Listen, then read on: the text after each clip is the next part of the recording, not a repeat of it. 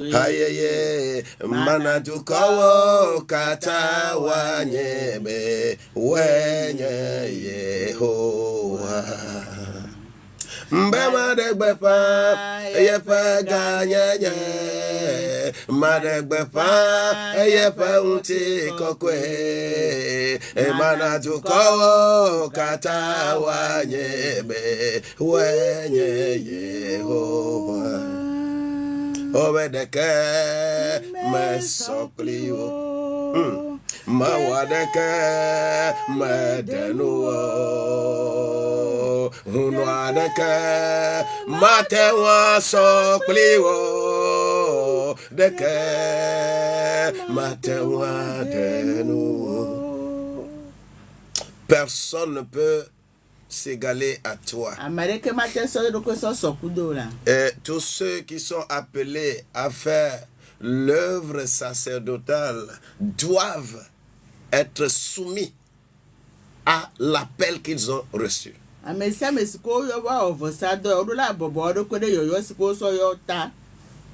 Ce qui devient très très très difficile pour l'humanité. Nous, on ne cessera de dire ce que nous sommes en train de dire.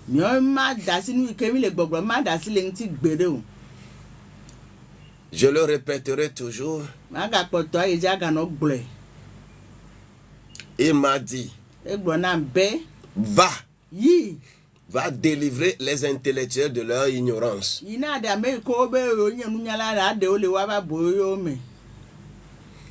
Délivrer les intelligents, ceux qui se voient intellectuels, il faut les délivrer de leur ignorance. Voilà notre appel. Et quand je lis des écrits de Paul,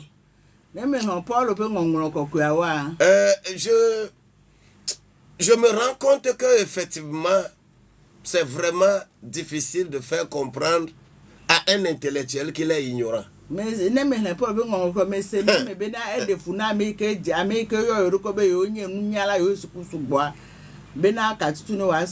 difficile, c'est difficile.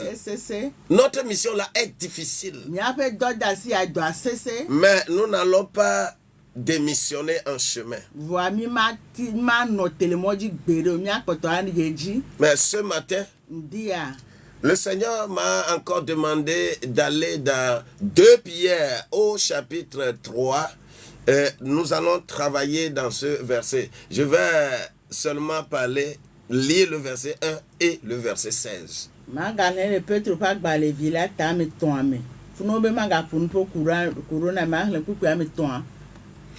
Dans le premier verset, il est écrit: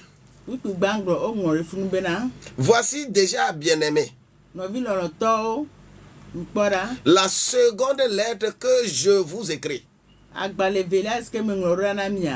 Dans l'une et dans l'autre,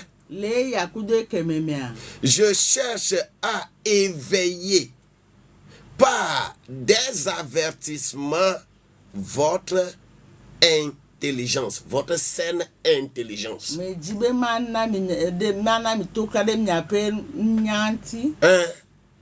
Ce que vous appelez intelligence là. Pierre écrit parce que lui-même, il va se rendre compte que à un moment donné, il devient ignorant.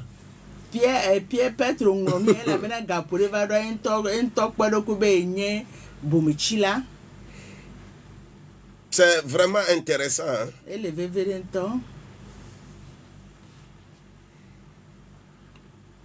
Pierre écrit, donnant des avertissements sur notre saine intelligence. J'ai lu ça dans la version Louis II. Ça. Mais dans la version Darby, il est écrit: je vous écris déjà. J'ai bien aimé vous là. Cette seconde lettre est dans l'une et dans l'autre. Je réveille votre pure intelligence en rappelant ces choses à votre mémoire.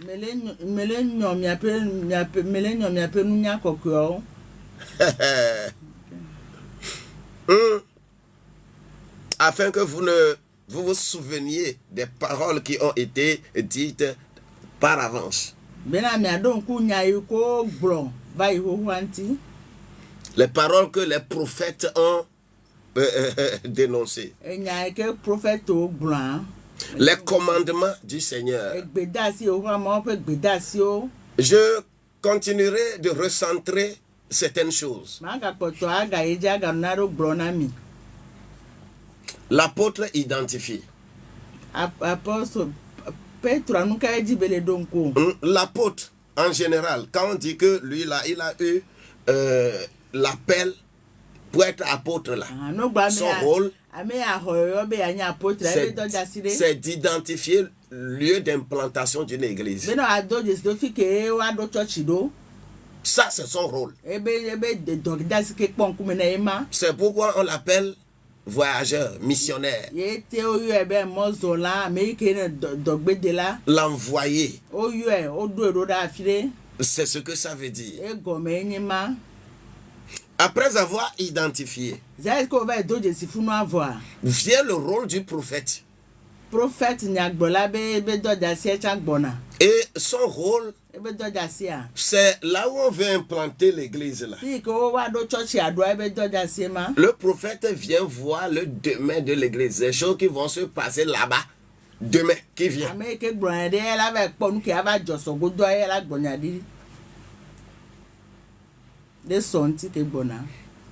Prophète dans la Bible n'est pas celui qui regarde les vêtements noirs, sous les sous-vêtements noirs, sous habits noirs des gens.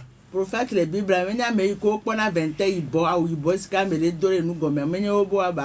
prophète dans la Bible n'est pas celui qui appelle les gens individuellement et leur ça là c'est divination. Prophète ne parle pas aux individus. Prophète parle au public, à une nation, à un groupe. Prophète la Bible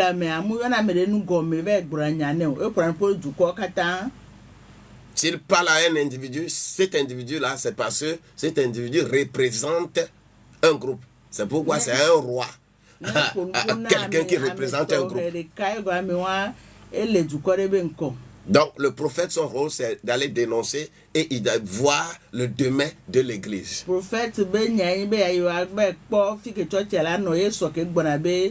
Son rôle s'arrête là-bas. Le prophète ne vient pas s'asseoir à l'église pour dire que c'est mon église, je suis en train de gérer l'église. C'est pourquoi nous sommes dans le danger aujourd'hui.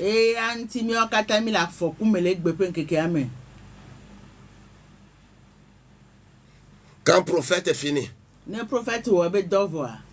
le rôle de l'évangéliste vient.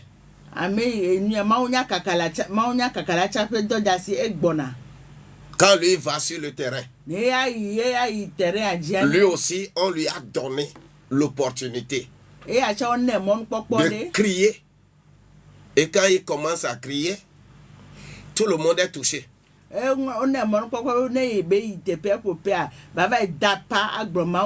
Et quand les gens sont touchés, ils se réunissent.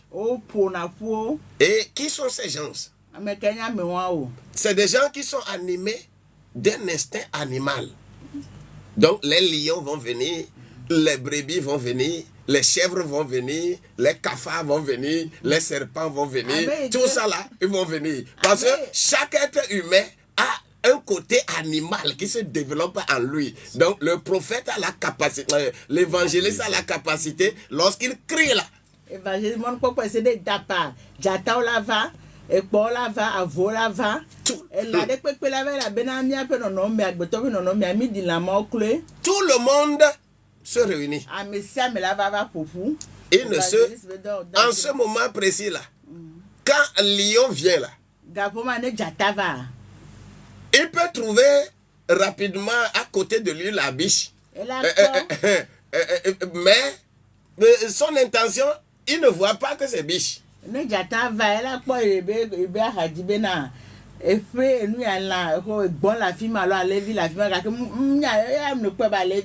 C'est pourquoi quand les évangélistes, on leur a donné, puis on les appelle les hommes du public. Un pasteur n'est pas un homme du public.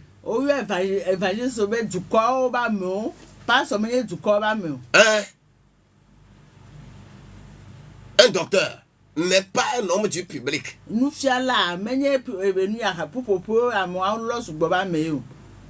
Une classe efficace, c'est 12 personnes.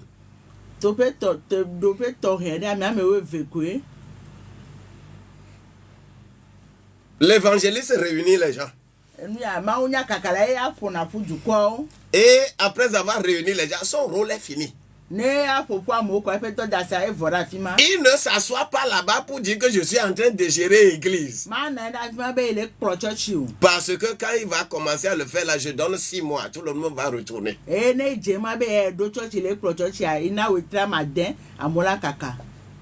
Maintenant vient le rôle du pasteur. Parce qu'au fur et à mesure que les mois passent, le lion se reconnaît en tant que lion.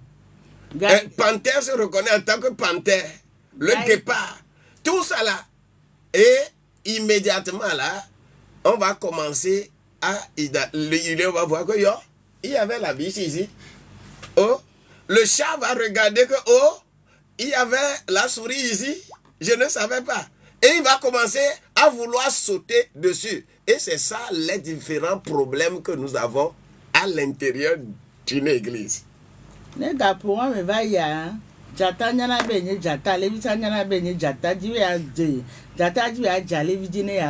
Raison pour laquelle évangéliste ne peut pas dire au lion que tu n'es plus lion, que ici là on mange l'herbe. Évangéliste ne peut pas lui dire. Prophète ne peut pas lui dire que ici là, dire au lion que on mange l'herbe ici là. Il ne peut pas le dire. Évangéliste si a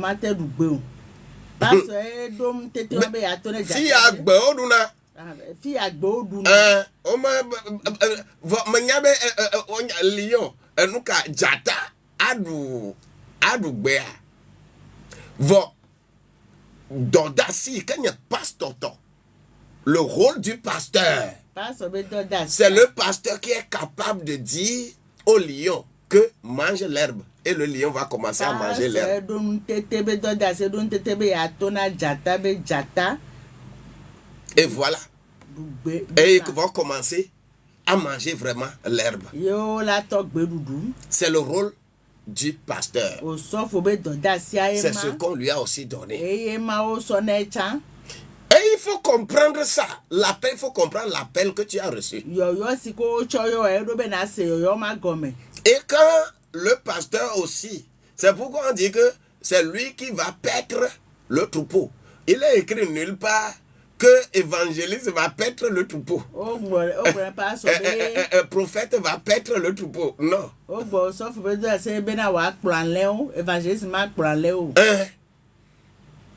Donc le rôle du pasteur vient pour administrer, pour gérer l'église. Mais en le faisant, quelquefois, lui veut seulement que les gens soient ensemble. Les gens sont ensemble. Raison pour laquelle il va faire certaines choses que la Bible ne va pas être d'accord. Parce que lui veut seulement que les gens soient ensemble. Il va tolérer certaines choses qui ne doivent pas être tolérées. Raison pour laquelle il faut déposer docteur auprès du pasteur pour recadrer les choses. Ce qui fait que les 5 ministres sont dans une seule église locale. Et ils vont faire toujours des conseils de ministres. C'est l'image là que le monde a volée. Pour faire les gouvernements et gérer un pays. Mais là où eux, ils ont volé la chose, ils ont pris ça dans notre livre, dans la Bible. Mais nous qui avons la Bible, nous n'en sommes pas capables d'exécuter ce que la Bible a écrit. Quand quelqu'un prie et que quelqu'un est tombé, hey, moi aussi Dieu m'a appelé, lui aussi il sautait quelque part. Si quelqu'un a une révélation, aïe, aïe, aïe, aïe, aïe, aïe, aïe, j'ai reçu l'appel. Telle église, tu vas regarder, oh, ça c'est l'oreille seule qui est en train de sauter là-bas.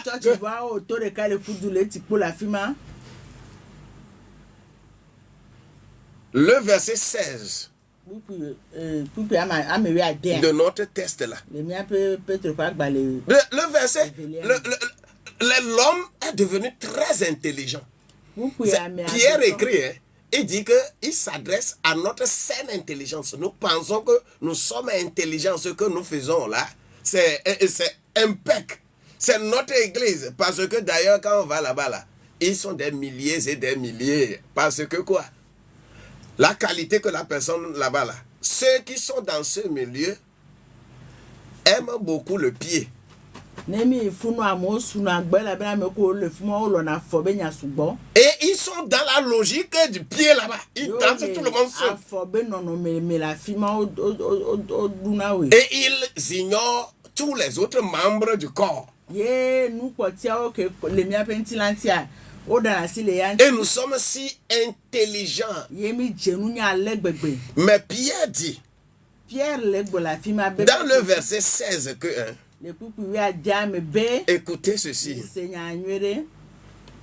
Qu'il le fait aussi, je vais le lire dans la version Louis II.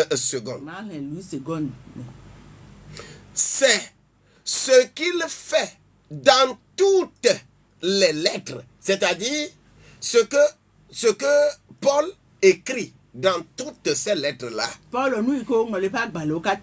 où il parle de ces choses, des choses qu'on ne peut pas comprendre. Il parle des choses dans lesquelles il y a des points difficiles à comprendre. Aïe, aïe, aïe. Des points difficiles à comprendre. Quelqu'un qui est choisi. Jésus lui-même l'a choisi pour être le chef de file. Lorsque tu vas lire Jean au chapitre 21 là, les dernières paroles que Jésus va adresser d'abord à Jean et après à Pierre.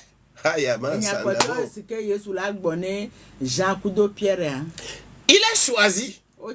Père troupeau.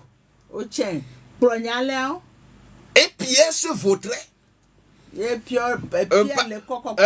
Parce que je suis le chef de file. C'est moi qui suis choisi. Jésus m'a choisi.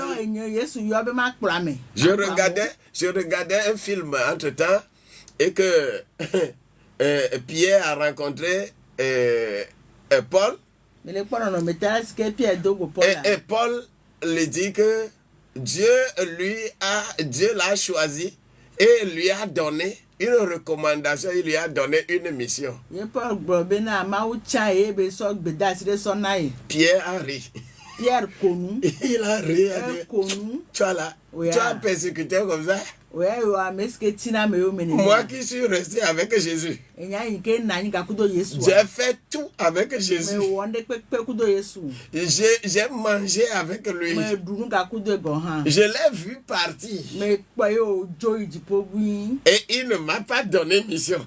Et toi, il va venir dire que On t'a donné mission. Pierre avait ri. Pierre est connu. Mais, voilà. Lorsque Paul va le réprimander, dans la lettre de Paul aux Galates, là, lorsque Paul va réprimander Pierre, parce que Pierre était resté en mangeant avec les païens. Et quand Paul et les autres étaient arrivés, Pierre, après avoir vu de loin les gens, les Juifs venir, Pierre rapidement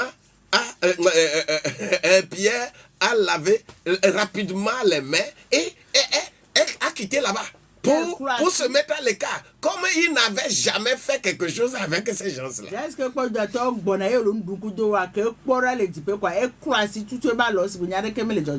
Et publiquement, Paul l'a repris. Toi, qui te dis juif, toi qui es choisi, tu te comportes en hypocrite comme ça. Comment tu as? On l'a bien réprimandé. Et c'est Pierre qui dit ici que Paul a des révélations. Paul a des visions. Paul a des choses qu'il déclare difficiles à comprendre.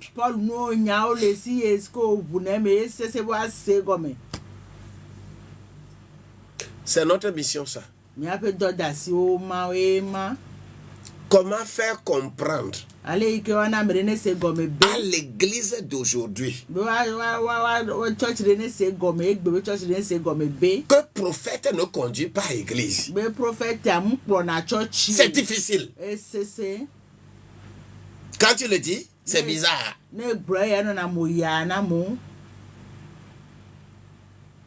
Comment faire comprendre que évangéliste, son rôle, c'est ça? Comment faire comprendre à tous ceux-là ce que la Bible veut dire? Comment faire comprendre à l'Africain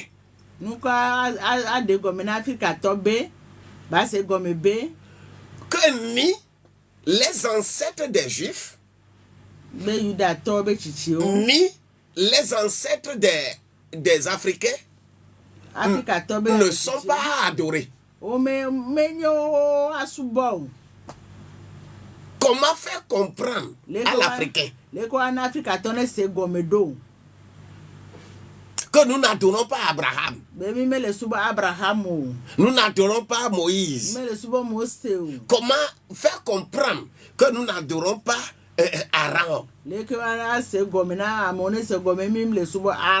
Comment faire comprendre à l'Africain que ce que Abraham, Moïse, Aaron, Ézéchiel, tout ça là faisait était l'image des choses à venir?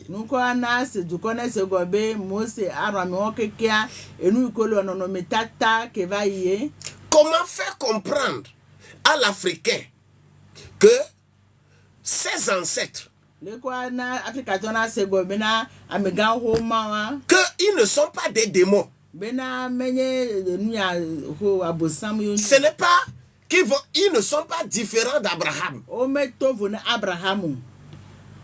Comment faire comprendre à cela? C'est difficile. Comment faire comprendre aux chrétiens d'aujourd'hui que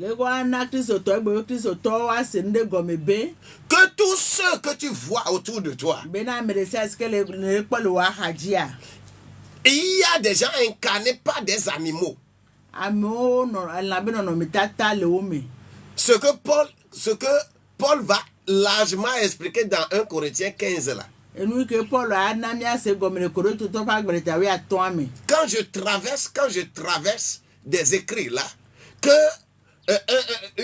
une personne peut prendre la forme d'un poisson. Comment faire comprendre que la personne que tu vois là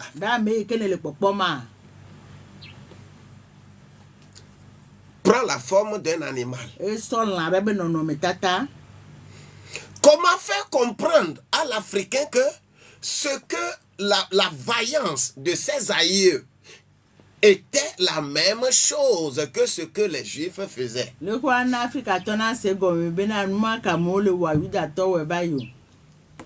Ah, c'est difficile. On a encore coupé le courant. Mais on avance. Comment faire comprendre?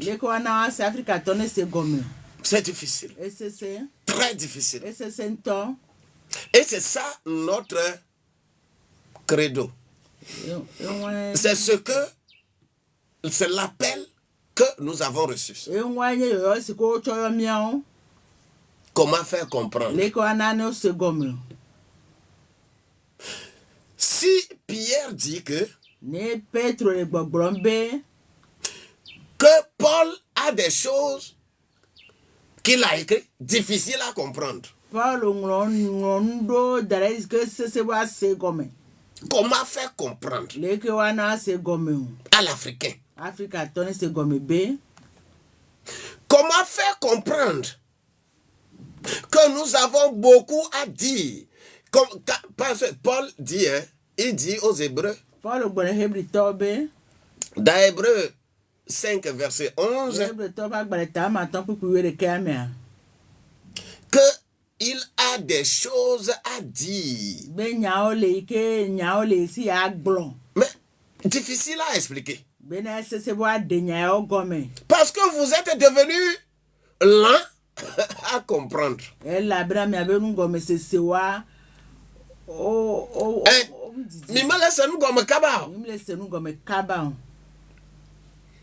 On dit que oh, justement, vous comprenez très vite après longue explication. Vous comprenez très vite, hein? Mais après longue explication, comment faire comprendre aux chrétiens d'aujourd'hui que lorsque nous retournons au moins 30 ans par exemple en arrière, la manière dont les gens adoraient Dieu dans des paillotes, en clé, les gens adoraient sous l'arbre. Comment faire comprendre à l'Africain, aux chrétiens d'aujourd'hui, qu'ils étaient meilleurs dans l'adoration de Dieu que nous qui sommes aujourd'hui à la poursuite des chambres climatisées pour adorer là-bas?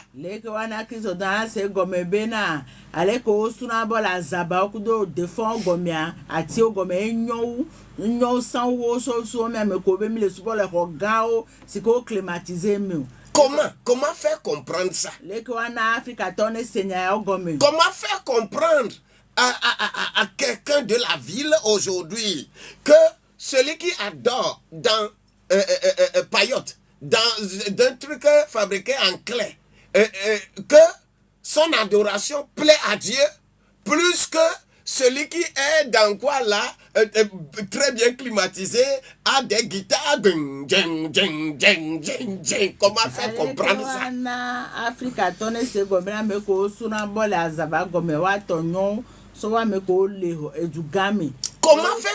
Comment faire comprendre que ces gens-là sont plus proches de Dieu? Ils adorent mieux. Dieu reçoit leur adoration plus que vous qui avez des tonnes de musique, des tonnes de matériel, et que, hey, quand on arrive là-bas, hey, comment faire comprendre?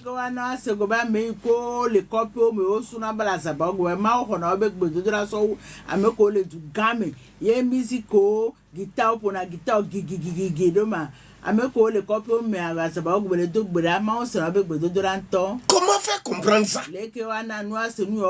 Comment faire comprendre à un humain, à un ministre, qu'il doit devenir humble pour aller là où les gens adorent sous un hangar.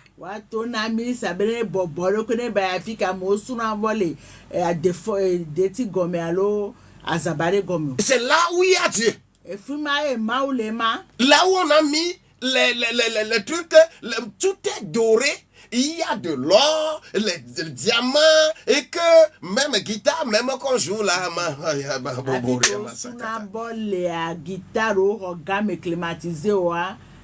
comment faire comprendre que la petite église qui est dans une ruelle quelque part là,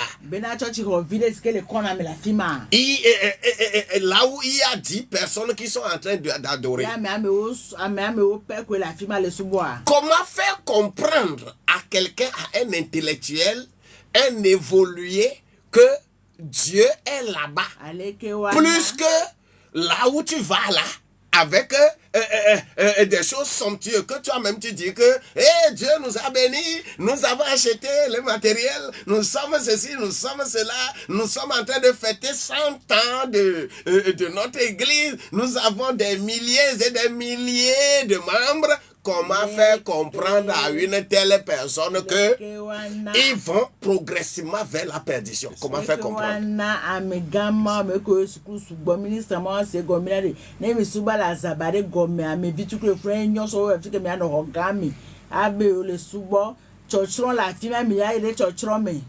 Comment faire comprendre à un intellectuel ce qui est écrit, par exemple, dans Ephésiens 5, verset 19?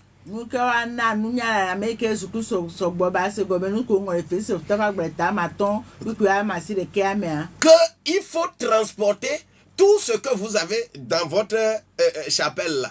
C'est-à-dire, seulement là, joue dans ton cœur, et que quand tu parles là, et que cela puisse être écouté par les autres. Comment faire comprendre ça à un intellectuel?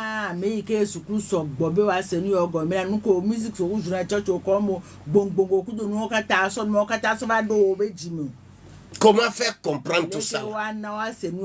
C'est difficile. Très difficile. Très, très difficile. Et c'est ça notre mission.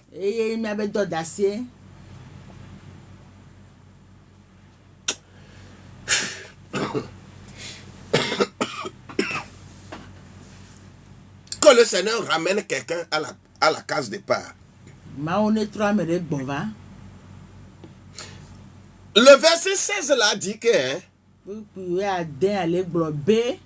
les personnes non affermies, les personnes mal affermies vont tordre le sens de ce que Paul écrit pour satisfaire leur instinct.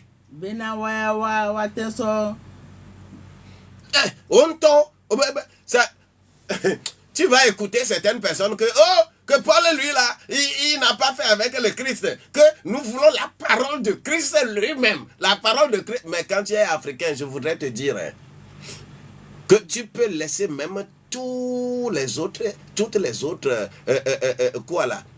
écrits et t'atteler correctement aux épîtres de Paul. Ton adoration sera plus performante selon Dieu.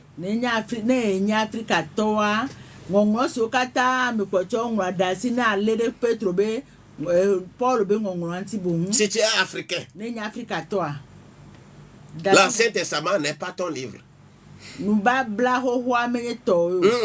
Ce n'est pas ton livre. Mais tu vas comprendre à travers les écrits de Paul que c'est de là que tu dois être adapté à l'adoration de Dieu. Je prie pour quelqu'un. Que le Seigneur te touche. Pour que tu changes cette mentalité que tu as. Des gens organisent seulement des fêtes. Aïe, aïe, aïe, aïe. Un pasteur m'a invité pour dire que il veut faire mobilisation de ressources pour il m'a invité pour venir participer à ce programme-là. La fête de moisson. Et on va mobiliser de l'argent. Et je lui ai demandé pour quel objectif tu vas le faire. Et il me dit qu'il veut couler la dalle de sa maison.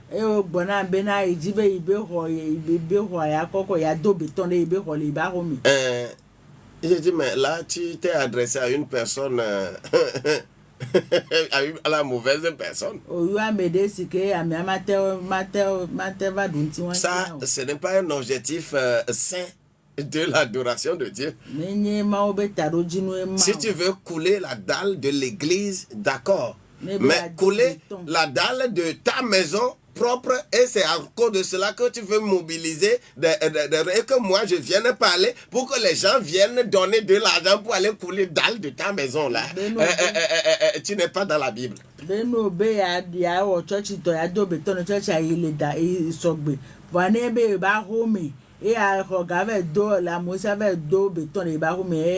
Va travailler pour avoir de l'argent. Ce n'est pas la mobilisation des ressources de l'église qu'il faut utiliser pour aller satisfaire tes propres besoins. C'est pas bien.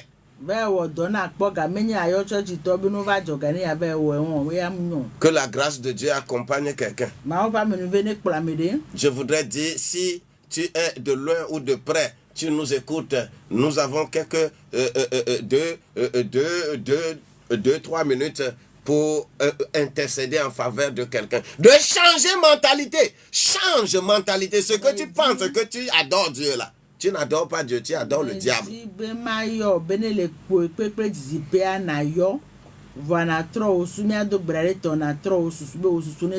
C'est pas parce que tu as une grosse voiture, ce n'est pas parce que tu as des choses plus scintillantes physiquement que Dieu t'a béni plus que les autres. Non.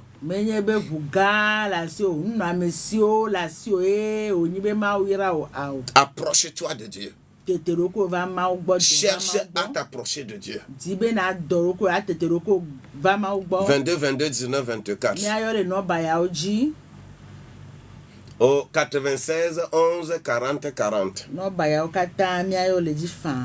La grâce de Dieu va nous accompagner.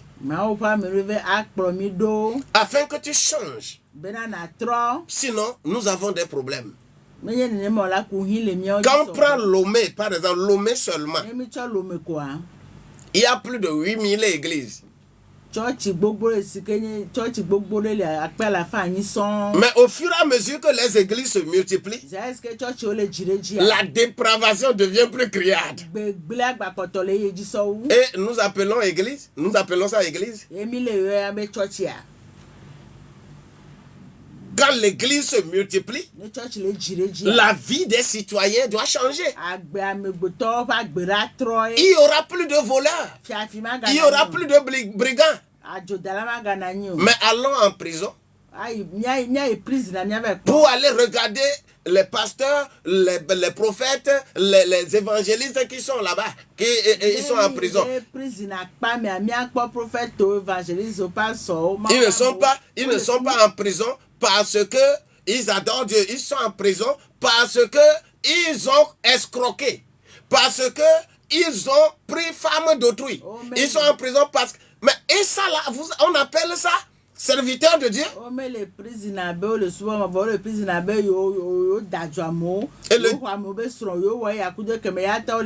Et le discrédit est jeté sur l'église. Parce que quoi? On a refusé d'être dans notre appel. C'est pourquoi on nous demande, nous a appelés, on est serviteur de Dieu, on a dévié.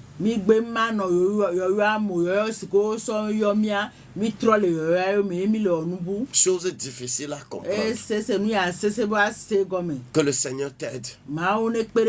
Et que toi, tu changes de trajectoire. J'ai besoin des gens comme ça. C'est pourquoi dans ce ministère, j'ai trop eu de faux frères. Des gens, tu vas travailler avec des gens. Des faux frères, des gens qui ont dans la tête de satisfaire des besoins terrestres en s'appelant pasteur.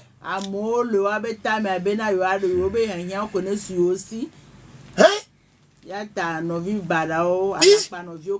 dit que je suis pasteur, je suis évangéliste, je suis prophète, mais leur objectif, tu ne trouves rien de Dieu dans leur objectif. Leur objectif c'est, je vais construire vite la maison, je vais acheter une voiture, Vaut mieux ne pas t'appeler serviteur. Des gens vont se mettre et dire qu'il est pasteur, mais il est encore herboriste. Il est... Dis que tu es herboriste. Ne dis pas que tu es pasteur et herboriste. C'est pas bien. On t'a donné l'opportunité de connaître les herbes. Fais ça pour avoir l'argent, il n'y a pas de souci. Mais si tu te dis pasteur là, tu dois faire ça gratuitement aux gens. Tu ne dois pas prendre de l'argent.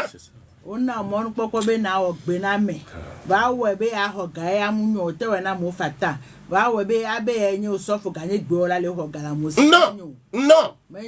Tout ça là, on pollué l'atmosphère du serviteur de Dieu. Et que quand on dit que quelqu'un est pasteur, là, les gens rient. Il est pasteur. Et il est pasteur. Et c'est dans ça nous sommes. Que le Seigneur soutienne quelqu'un. Que le Seigneur nous donne la vie. Que le Seigneur transforme notre vie. Afin que nous puissions lui plaire. Amen. Merci. Seigneur, merci. Notre temps est parti. Quand tu parles des choses comme ça, les gens n'appellent pas. Quand tu dis, hey, je vais chasser des morts. Ah ouais, tu verras les gens. Les gens vont parler. Quand on touche leur vie, non. Bande de bandits que nous sommes sur la terre là. Et on irrite Dieu tous les jours. En disant que nous sommes en train d'adorer Dieu. Dieu va aussi mettre à notre tête des présidents plus méchants. Pour nous traquer. On va mettre des militaires, des pantantata pour nous traquer, parce que sous ça, là, des plans de Dieu.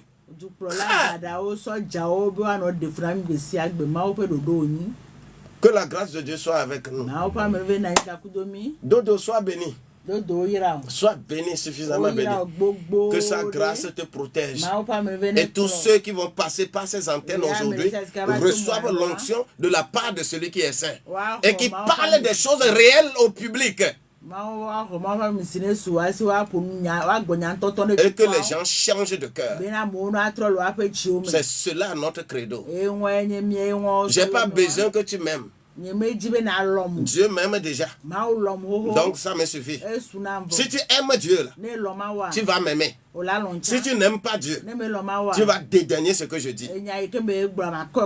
Et vous irez tous dans le gouffre. Que la grâce de Dieu accompagne quelqu'un. Soyez bénis, bénis et bénis au nom de Jésus-Christ. Vous pouvez nous joindre après sur le plus 228 90 12 69 00.